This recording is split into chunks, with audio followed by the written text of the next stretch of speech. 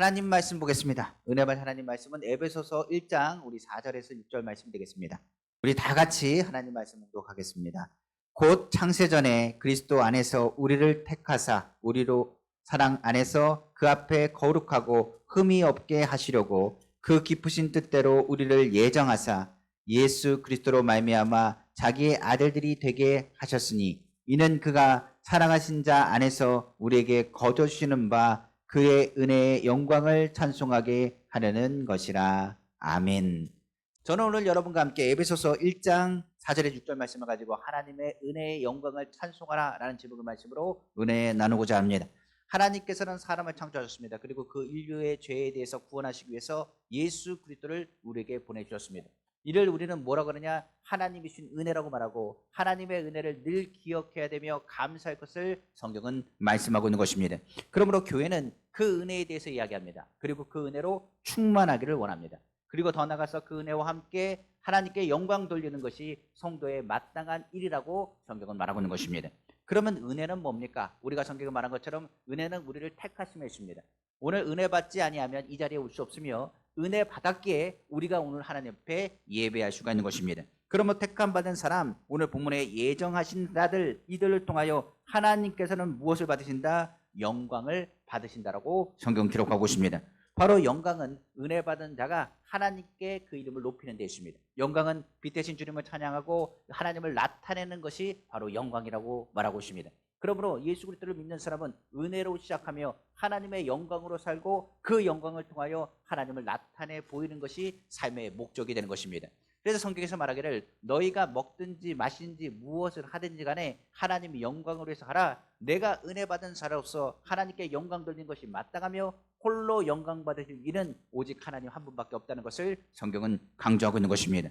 그래서 성경에서 강조하는 이 은혜, 그 영광은 그렇다고 해서 떨어져 있는 것이냐? 아닙니다. 은혜 받아야 하나님께 영광 돌리는 것이고 하나님께 영광을 돌리는 사람은 반드시 은혜로 충만해야 된다는 것을 우리는 알아야 되는 것입니다. 그래서 예수 믿는 사람 은혜로 시작한다고 했습니다. 그리고 하나님께 영광 돌리며 마지막 때에 하나님의 영광의 온전함을 보게 될 것이라고 성경은 말하고 있는 것입니다. 그래서 성경에 말한 것처럼 전적인 하나님의 영광, 하나님의 은혜, 그것은 우리의 신앙의 기반이 되어야 되는 것입니다. 더 나아가서 그 은혜에 대해서 이야기한다면 우리의 노력으로 이루어진 것이 아닌 것입니다. 은혜는 내가 한다고 해서 은혜가 주어지는 것 아닙니다. 은혜는 전적인 하나님의 주권에 있습니다. 내 노력과 내 열정이 아닙니다. 그 구원을 이루신 것은 하나님의 주권이요 하나님의 주권자 되신 예수 그리스도를 통해서 이루신 은혜라. 그러므로 우리가 은혜를 설명할 때는 우리가 아는 것처럼 우리의 노력, 우리의 열정, 받을 수 없는 것을 받아 누리는 것이 은혜이기 때문에 우리가 할 수 없다는 것을 먼저 인정해야 됩니다. 그래서 우리가 얘기하는 것처럼 하나님의 은혜로 예수 그리스도를 우리는 믿게 되었습니다.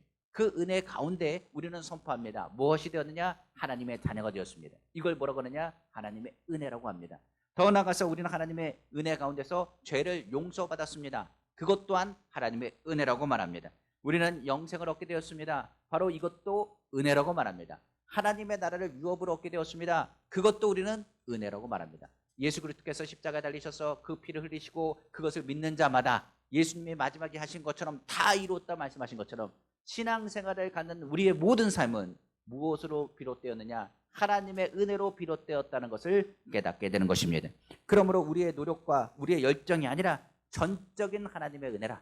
이 은혜가 바로 우리의 삶을 주장하고 우리의 신앙을 출발하게 만드는 기폭제가 되는 것입니다.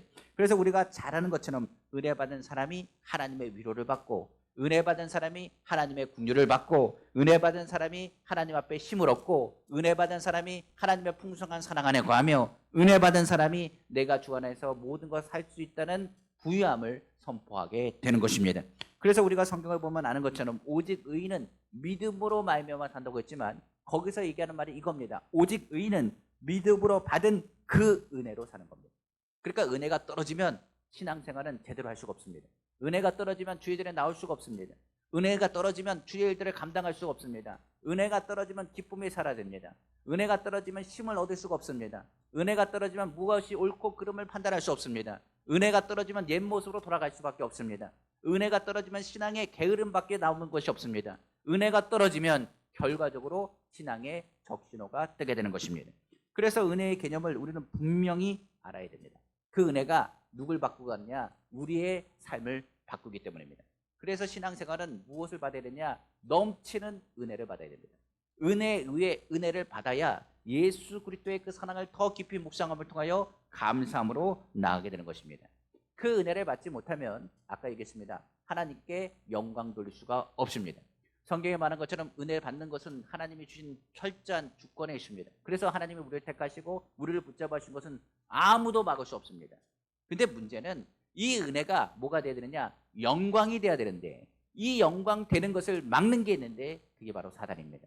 마귀 권세는 무엇하느냐? 은혜 받으라고 말합니다. 예배 시간에 은혜 받든 너희 삶에 은혜 받든 너희가 하나님의 택하신 자라는 것 내가 은혜 받은 가운데 하나님의 자녀가 됐든 그것이 중요한 것이 아니라 그 은혜를 무엇되지 못하도록 하나님께 영광되지 못하도록 하는 것이 바로 사단의 역사라는 것을 성경은 기록하고 있는 것입니다.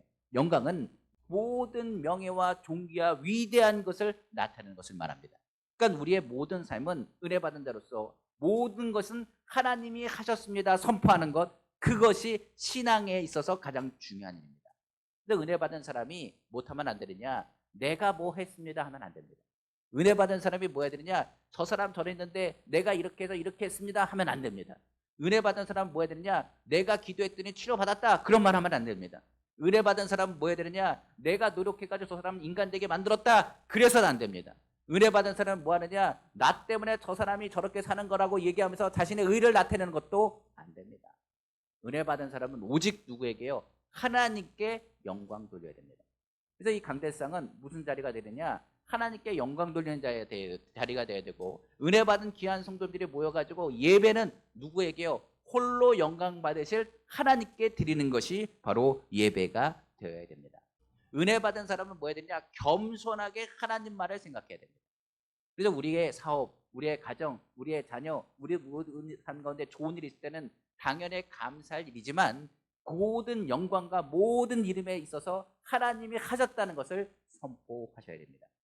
우리가 죄인이면 하나님의 기도에 응답하지 않습니다. 우리의 죄를 용서하신 은혜가 있기 때문에 우리가 하나님께 예배하고 하나님께 영광 돌리는 것입니다. 하나님이 우리의 기도를 들으시고 응답하셨습니다. 그것은 내가 열심히 기도해서 아닙니다. 하나님의 은혜 가운데서 하나님이 하신 일입니다. 기도하는 것조차도 누가 힘 주셔야 되느냐? 하나님이 힘 주셔야 되고, 예배하는 것조차도 하나님이 주신 은혜를 깨달아야 이 자리에 나올 수 있기 때문에 그렇습니다. 그래서 많은 사람들이 얘기합니다. 은혜를 어떤 자는 망각한다. 예수 믿는 자 중에 주님의 은혜를 망각한 사람이 있습니다. 그런데 그 부분에 대해서 경고하고 있어요. 은혜를 망각한 사람은 성경은 뭐라고 얘기하느냐? 분명히 알 것은 은혜를 잊어버리면 버림받는다는 사실입니다. 하나님의 은혜는 예수님인데 예수님을 잊어버린 교회는 버림받습니다. 그 촛대가 옮겨집니다. 신앙생활에서 예수 그리스도를 부인하거나 예수 그리스도를 멀리하거나 하나님의 은혜를 착각하고 오해하는 사람들이 있습니다. 오히려 하나님의 은혜를 잊어버리면 건질 자가 없을 뿐만 아니라 하나님과의 관계도 어긋나버리고 끊어지게 됩니다. 성경에 에덴 동산에 있던 아담 아시지 않습니까? 아담과 하와가 어떤 사람입니까? 하나님의 은혜 가운데서 에덴에서 살던 사람이었습니다. 하나님의 은혜를 망각하자마자 그들은 어떻게 했느냐? 하나님의 말씀을 부정하고 선악과를 따먹었습니다. 그들에게 불순종이 들어왔습니다. 죄가 들어왔습니다. 은혜 가운데 있던 그들이 뭘 잊었을 때 은혜를 망각했습니다. 그리고 뭐 하느냐? 모든 것을 하나님께 영광 돌리지 아니하고 자신이 그 영광을 취하고 싶어 했습니다. 그리고 그 죄가 그들 가운데 들어왔을 때 하나님은 두려운 존재가 되었고 하나님과의 관계가 끊어졌습니다. 그 은혜를 해결할 방법은 누구밖에 없느냐? 하나님께서 용서와 자비와 긍휼을 통해서 또 다른 은혜를 베풀어 주셔야 됐습니다. 이것은 사람이 할 수 있는 것이 아닙니다. 그렇기 때문에 이 은혜를 베푸시기 위해서 작정하시고 그 아들 독생자 예수 그리스도를 우리에게 보내주신 것입니다. 그래서 예수님이 하신 것은 은혜의 통로의 역할을 감당하시고 예수 그리스도를 믿기만 하면 너희가 하나님 앞에 자비와 긍휼을 받을 뿐만 아니라 엄청난 하나님의 은혜 속에 살게 될 것임을 성경은 말하고 있는 것입니다. 그래서 성경은 말합니다. 예수로 인하여 너희는 은혜 받았다. 너희가 하나님의 은혜 받은 자로서 너희가 이제는 기억할 것은 그 은혜가 어떤 은혜라고요? 어마어마하게 큰 은혜라. 우리가 그것을 갚을 수도 우리가 무엇을 할 수도 없는 그 은혜라. 그것을 기억하라고 말하고 있는 것입니다. 근데 많은 사람들이 은혜 안에 잠겨 있으면 그 은혜가 엄청나다는 것을 잊어버리고 삽니다. 우리가 신앙생활을 말하지 않습니까? 우리가 받은 건 다 하나님 은혜라고. 말로는 다 하나님의 은혜라고 말하지만 나의 가정, 나의 삶에 있어서 그 은혜에 대한 것을 잊어버리고 그것은 당연한 듯 받아들이는 사람이 많다는 이야기입니다. 우리가 있는 공기 호흡합니다. 이 공기가 당연하다고 생각합니까? 우리가 마시는 물, 우리가 물을 언제든 마실 수 있는 이 물이 당연하다고 생각합니까? 그러나 그렇지 않습니다. 코로나 기간 동안에 우리는 당연하다는 것이 아니다라는 것을 어느 정도 깨달았습니다. 우리가 하는 것처럼 많은 어려움과 힘든 가운데 놓여 있으면 우리가 깨닫는 것이 무엇이냐? 이것이 모두 은혜라는 것을 깨닫게 되는 것입니다. 우리가 하는 것처럼 자녀가 언제 철이 드는지 아십니까? 부모에 대한 사랑과 은혜를 깨달았을 때 철이 듭니다. 우리는 그냥 성장하는 것이 아닙니다. 그냥 자라나는 것이 아닙니다. 그냥 일어나는 것이 아닙니다. 신앙생활도 내가 그냥 이루어진 것이 아니라 철저하게 하나님의 은혜 가운데 있다는 것을 우리는 잊어서는 안 되는 것입니다. 그러다 보니 많은 이들이 얘기하는 것처럼 하나님의 은혜가 크기 때문에 하나님이 나의 죄를 진다 할지라도 주의 이름을 부르면 용서하는 것 아닙니까? 주님의 용서하시고 내가 잘못해도 하나님 이해하실 거라고 이야기하면서 그 은혜를 망각하고 그 은혜를 뭐로 생각하느냐? 하나님의 용서하실 수밖에 없는 이유라고 생각하는 사람들이 있다는 사실입니다. 우리가 겪을 것입니다. 은혜 받은 사람은 어떻게 된다고요? 방자에 행해서는 안 됩니다. 하나님의 사랑을 받은 사람이 그 사랑을 선포하고 철이 들어서 하나님께 감사함을 표현해야지, 언제까지 은혜 받은 사람이 은혜를 잊어버린 사람과 똑같이 살겠습니까? 우리는 뭐라고요? 주님의 은혜 받은 사람입니다. 은혜 받은 사람은 죄와 멀어져야 됩니다. 죄와 가까워지면 안 됩니다. 사단의 음성을 듣고 뭐 하느냐? 하나님의 영광을 가리는 일을 하면 안 됩니다. 아까 얘기했지 않습니까? 은혜는 받더라고. 그런데 뭐라고요? 하나님께 영광되는 것을 가장 사단은 싫어한다.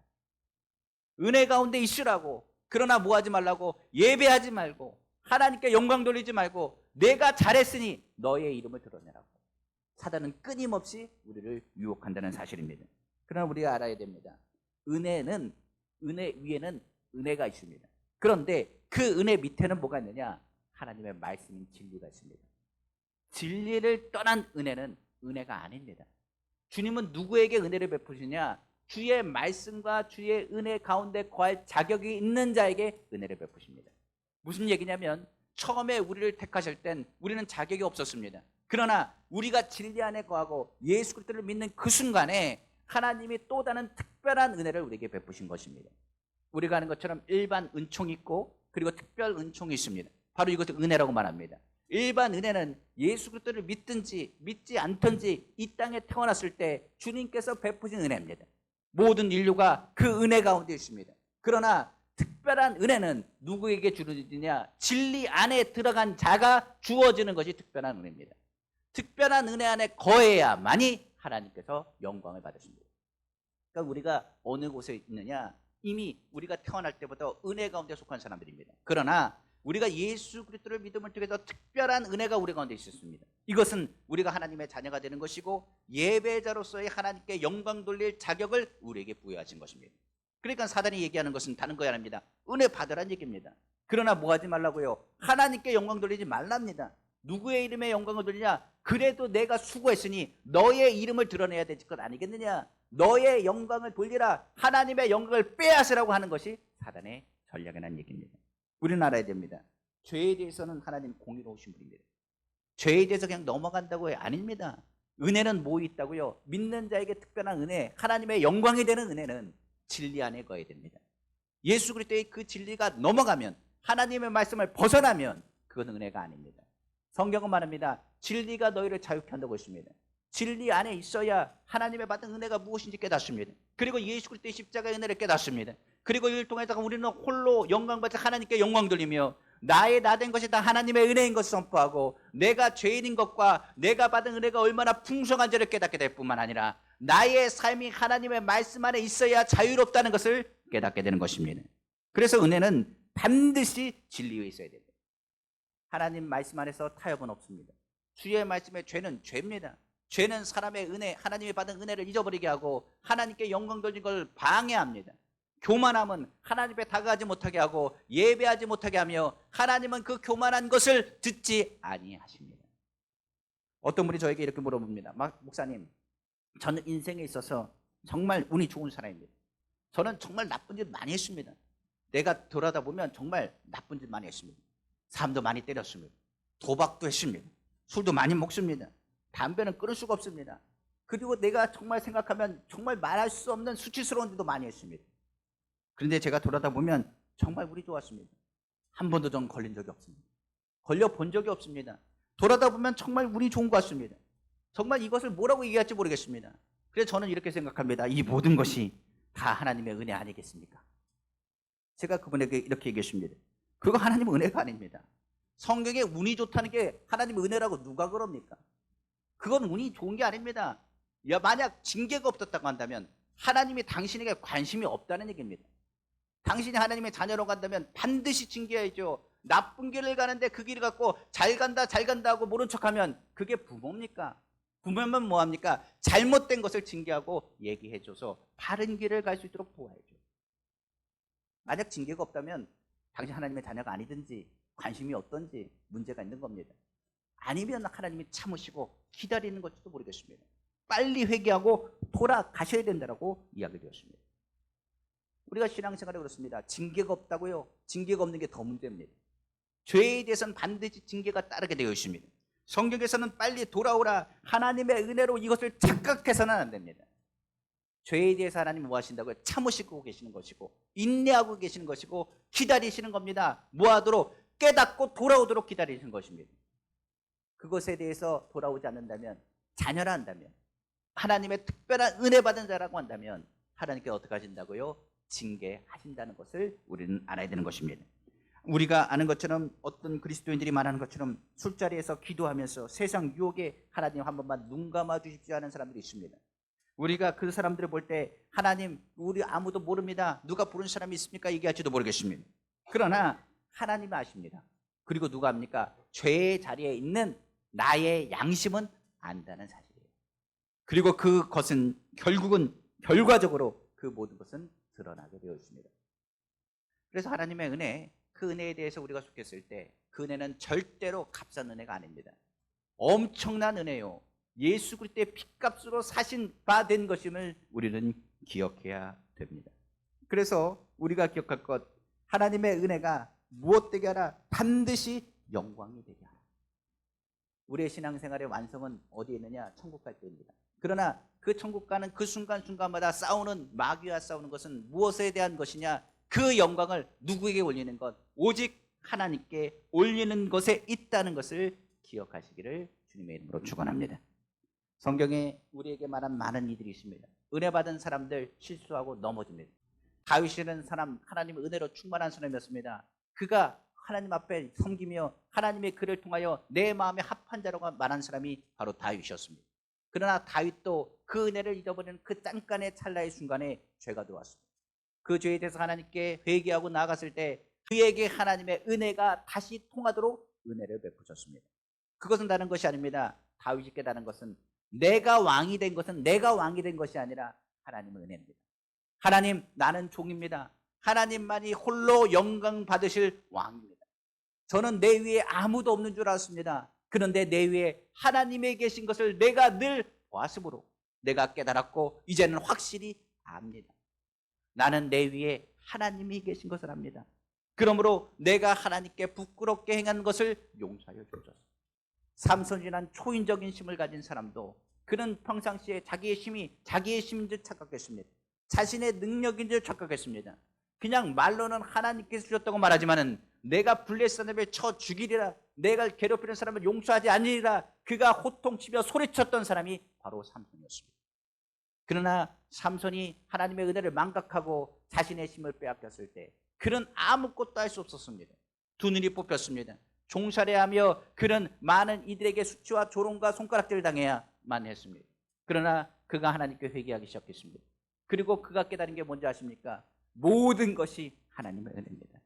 내가 오늘 나의 죄악을 다시 만났습니다.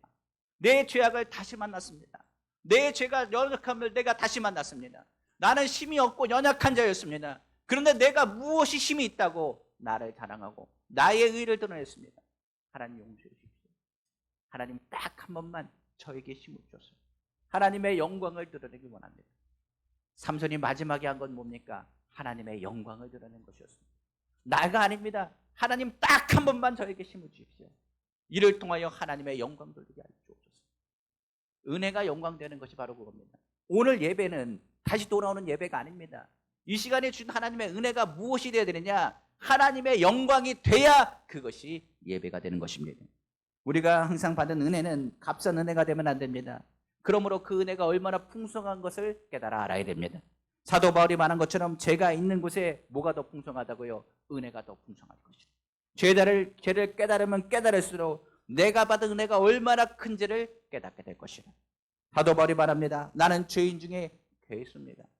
내가 죄인 중에 괴수인 것은 내가 주의 말씀을 보고 은혜를 깨달을수록 나의 죄가 너무나 많고 나의 죄악이 너무나 수치스러우며 내가 얼마나 아버지 큰 죄 안에서 얼마나 큰 사랑을 받고 있는지를 깨닫기 때문인 것입니다. 그러므로 우리는 기억해야 됩니다. 은혜가 뭐가 돼야 된다고요? 영광이 돼야 됩니다. 이를 위해서는 죄와 타협해서는 안 되고 우리의 삶에 있어서 우리를 건지신 예수 그리스도의 그 은혜가 얼마나 큰지를 묵상하셔야 됩니다. 주님의 십자가의 그 은혜를 기억하고 나의 삶의 모든 것이 하나님의 영광. 그러면 그 영광이 되기 위해서는 우리는 무엇을 해야 됩니까? 다른 방법이 없습니다. 예수의 피밖에 없습니다. 성경을 보겠습니다. 요한일서 1장 7절이죠. 그가 빛 가운데 계신 것 같이 우리도 빛 가운데 행하면 우리가 서로 사귐이 있고 그 아들 예수의 피가 우리를 모든 죄에서 깨끗하게 하실 것이다. 피는 생명입니다. 내가 생명이 없으면 무슨 일을 할 수 있겠습니까? 주님의 보혈이 우리를 깨끗하게 하시고 그 보혈을 통하여 우리의 은혜의 그 문이 열려서 우리로 하여금 하나님께 예배하게 되는 것입니다. 나를 치료하신 것도 하나님이십니다. 나를 붙잡으신 것도 하나님이십니다. 나를 찬양케 하신 것도 하나님이십니다. 주님에 대한 죄의 자백은 누가 틈타지 못하게 하는 것이냐? 사단이 틈타지 못하게 하는 역할을 하는 것입니다. 우리가 고백하는 그것은 믿음이 되고 그걸 통하여 하나님의 특별한 은혜 대신 예수 그리스도의 십자가의 보혈의 공로를 체험하게 되는 것입니다. 하나님의 영광을 체험한 사람은 내 것이라는 것이 없습니다. 모든 것은 주님의 것입니다. 나의 청춘도, 나의 힘도, 나의 시간도, 나의 능력도, 모든 것도, 모든 행동도 하나님께 영광을 위해 사용되어지는 사람이 되는 것입니다. 우리가 철저히 하나님 영광 돌리기 위해서 하나님이 우리에게 주신 모든 잘못에 대한 것, 주님은 말씀하십니다. 이제 너희는 하나님 앞에 은혜를 받았으면 하나님의 영광 돌리기 위해 너는 뭐하라고요? 피 흘리기까지 싸우라. 혹시 너희 가운데 징계가 오면 너는 낙심하지 마라. 너는 하나님의 자녀란 뜻이라. 너희의 신앙생활에 기복과 어려움이 다가오고 고난이 닥쳐올 때는 기억하라. 하나님의 은혜가 얼마나 큰지. 그 은혜의 깊이를 너가 깨달을 것이고 더 좋은 것을 주시는 하나님을 바라게 될 것이다. 성경 히브리서 12장 4절에서 9절 히브리서를 통하여 피 흘리기까지 싸워라. 목숨 걸고 싸우라는 주님의 음성을 우리는 다시 묵상해야 됩니다. 너희가 죄와 싸우되 아직 피 흘리기까지는 대항하지 아니하고 또 아들들에게 권하는 것 같이 너희에게 권면하신 말씀도 잊었도다. 일러스되 내 아들아 주의 징계하심을 경히 여기지 말며 그에게 꾸지람을 받을 때 낙심하지 말라. 주께서 그 사랑하는 자를 징계하시고 그가 받아들이시는 아들마다 책직질하심이라 하였으니 너희가 참으면 징계를 받기 함이라. 하나님이 아들과 같이 너희를 대우하시나니 어찌 아버지가 징계하지 않는 아들이 있으리요. 징계는 다 받는 것이거늘 너희에게 없으면 사생제요 친아들이 아니니라. 또 우리 육신의 아버지가 우리를 징계해도 공경하거든 하물며 모든 영의 아버지께 더욱 복종하며 살려 하지 않겠느냐. 성경 말하고 있습니다. 우리의 삶의 징계는 징계가 아닙니다. 뭘 깨닫게 한다고요? 하나님의 은혜를 깨닫게 하는 방법입니다. 신앙에서 낙심하지 마십시오. 절망하지 마십시오. 하나님의 영광을 위해서 이겨나가기를 간절히 원합니다. 오늘 하나님께 영광 돌리고 그 영광을 통하여 나타나는 것이 뭐냐? 바로 찬양. 은혜와 영광을 하나님께 올리는 것, 그것을 우리는 찬양이라고 부르죠.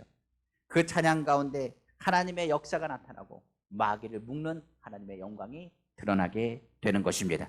성경을 보면 우리가 얘기하는 찬양 가사가 있습니다. 찬송가 348장에 마귀들과 싸울 때라는 찬양이 있습니다. 거기 보면 마지막 구절에 뭐라냐? 영광 영광 할렐루야, 영광 영광 할렐루야, 영광 영광 할렐루야. 뭐라고요? 곧 승리하리라. 우리가 우리의 삶 가운데 영광 돌릴 때 마귀는 한 길로 갔다 7길로 죽음을 받습니다. 우리가 얘기할 때 은혜 받으면 그 자리에 누가 역사한다고요? 반드시 사단은 역사합니다. 은혜 받는 자리에 사단은 역사하는데 그 자리에서 하나님께 영광을 돌리면 사단은 어떻게 한다고요? 7길로 도망을 갑니다. 그래서 은혜와 영광의 찬양이라는 것, 바로 삶에서 반드시 우리의 삶에 은혜를 넘어 영광 돌리시는 우리 교회 성도 다 되기를 다시 한번 주님의 이름으로 축원합니다. 기도하겠습니다.